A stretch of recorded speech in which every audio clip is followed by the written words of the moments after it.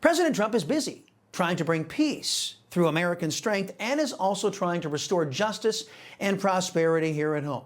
We can see evidence in everything Team Trump is doing, right? The Great American Restoration. That's my focus in today's preamble. The America First coalition appears to have some guiding principles driving it. First among those principles, they wish to make sure the law applies to everyone equally. This standard puts the America First coalition in direct conflict with Republicans and Democrats in the America Last coalition, who have successfully perverted our justice system to put leftists somehow above the law. We saw evidence of this when America Last Republicans Mitch McConnell, Bill Cassidy, and Susan Collins, led by Senator Thom Tillis, tanked the nomination of Ed Martin as U.S. Attorney for the Swamp. Mr. Martin sought justice for those wrongly prosecuted by a left-wing infested and corrupt FBI and DOJ. This was a sin that he could not be forgiven for.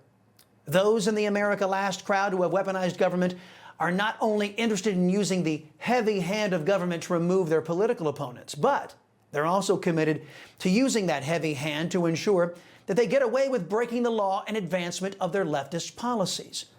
Over the last month, the Democrats have been using taxpayer dollars to fly to exotic locations like El Salvador to bring back terrorist gangbangers and El Salvadoran citizens into the U.S.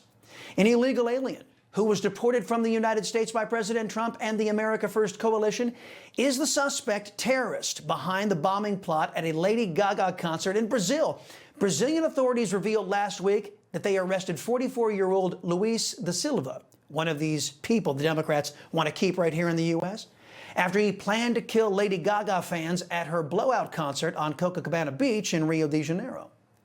But the America Last crowd wants these terrorists here in America, so much so they are willing to break the law to keep them here.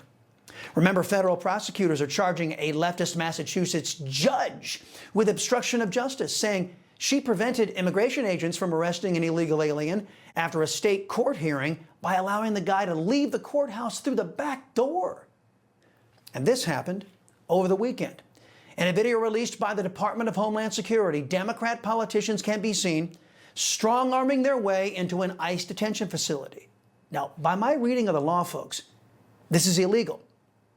18 U.S. Code 111 states, quote, "Whoever forcibly assaults, resists, opposes, impedes, intimidates, or interferes with any person designated in Section 1114 of this title while engaged in or on account of the performance of official duties shall, where the acts in violation of this section constitute only simple assault, be fined under this title or in prison not more than 1 year or both. And where such acts involve physical contact with the victim of that assault or the intent to commit another felony, be fined under this title or imprisoned not more than 8 years or both," end quote.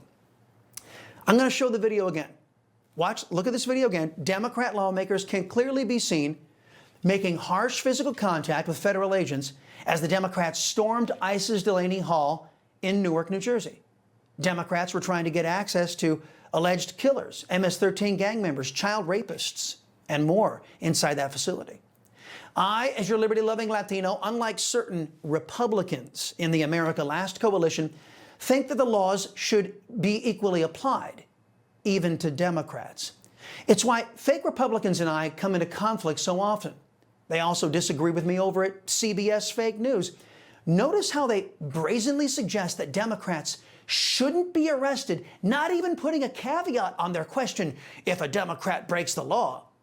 And also notice how in this clip, CBS Fake News won't show their audience the video I just showed you twice.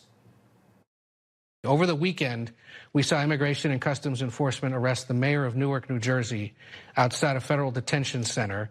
And they're now threatening to arrest 3 Democratic members of Congress for allegedly assaulting or touching an ICE agent there on the scene. I'm just curious, should ICE be arresting or even threatening to arrest members of Congress? I mean, that's obviously a very drastic move. I would only do that if they were complicit with a crime.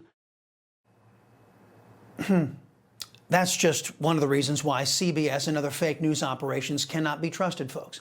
Not only do they refuse to show their audiences the truth of what happened so their uninformed audiences can make up their own mind, As you just heard, CBS fake news suggests that Congress is somehow above the law with a question, quote, should ICE be arresting or even threatening to arrest members of Congress, end quote? Real Americans would answer, yes. Yes, if those members of Congress broke the law, real Americans say they should be arrested. I mean, that's the mantra we heard from left-wing kooks when they weaponized the law against their political opponents, right? No one is above the law. No one above the law. Does uphold the basic notion that nobody's above the law. A test of the principle that no one is above the law, that the law applies equally to everyone. First, let me be clear. No one is above the law. The president must be held accountable. No one is above the law. No one is above the law, except Democrats. Just ask America Last Republicans and the fake news press. Is Tom Tillis and his pals in the Democrat Party looking out for our people when they try to normalize using our justice system to settle political scores? No. Is John Cornyn and his Democrat pals, are they looking out for our people when he and other America Last Republicans vote with Democrats to stop funding for, let's say, a border wall? No. Are Democrats in the America Last coalition looking out for our people when they will even commit crimes in order to keep criminal illegal alien felons in America? 100% no. Americans are getting hip to who our friends are and who our enemies are. Our enemies are the ones pushing the unequal application of the law and justice in order to impose their political will on an unwilling population. Our friends are those who are making sure Americans get justice, are not taken advantage of, and are safe and secure here at home. The great political awakening is continuing, and it will continue so long as the America Last crowd is voted out and this government is put back into its constitutional box. Only we, the people, can do that. You know, folks, I thank God for my wonderful wife, my kids, my country, the greatest nation ever. And Americans like you who believe in the truth, the Chris Salcedo Show will never stop fighting for you. The Chris Salcedo Show, for the news you need to know.